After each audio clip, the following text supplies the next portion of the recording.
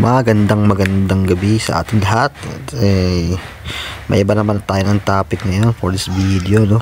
Nadadalas yung ating drum cover. Every Friday ko ginagawa kasi yun. Walang pasok. Ngayon naman sa ano naman tayo? Mechanic naman tayo. Ito yung ating trabaho. So, dito nga tayo ngayon sa Old Sanaya or sa Arabic ay Gadam Sanaya, na kung saan dito yung mga sentro ng paggawaan ng mga sasakyan dito sa Riyadh. So nakaka-amaze talaga, nakaka-amaze ang lugar na to. Nakita mo talaga yung mga workshop mo. Wow. Liwanag at malalaki. Wow. Halos kompleto ng mga gamit sa kahit anong aspeto. So dito rin yung sikat na paggawaan dito, yung Alo Daib saka Al-Bilad. Yan ang mga sikat na paggawaan dito. So dito nga tayo kasi ipapacheck namin itong sasakyan na to. Ito ay company car. So kailangan namin ipacheck. So yan nga pala yung sasakyan natin. Yan.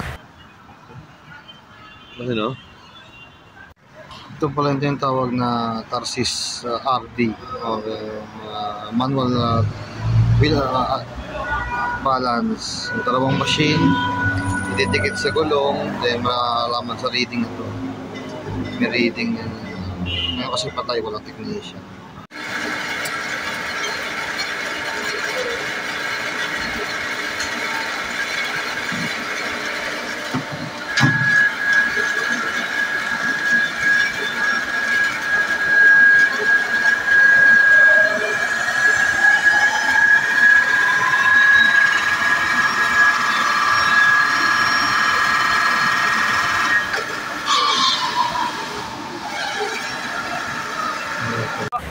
At biglang may naalala ako.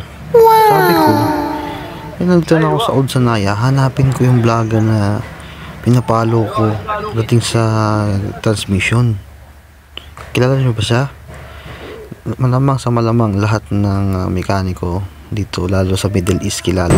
Ayan na naman guys, hi and hello na naman sa lahat ng mekaniko dyan, saan man kayo sulok ng mundo. Siya si Mr. Arnold Agluba, o kilala bilang sa RR Lakay Vlog.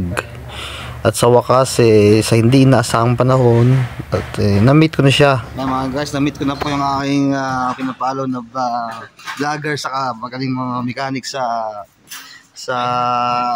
gearbox ng mga sasakyan. Ito si Sir Lakay. Ayan po. Ito po yung kanyang workshop. Ayan. Saka dun po yung kanyang, doon pala nagaganap yung mga ano niya, yung mga tutorial niya sa atin. Si-share niya. Ayan po. Ayan po siya. Nabit ko na po. Thank you sir, thank you po. Okay po. Ayan. Aming shop. Huwag nang sir, RR na lang. RR Lakay. Napakabait po. Mabait pagkatulog. Si Sir sa Pilipino rin po. Ayan. Sir. Okay. So guys, ayan po, pinakain pa tayo ni Boss Al-Lakay. Yung pala yung feeling pag nakamit ka ng isang vlogger, no? Masaya at siyempre nakakabat, nakakahiya. Salamat po sa iyo Mr. RR Lakay sa pag-entertain sa akin at pera pa tayong pakaing french fries. Dito na lang.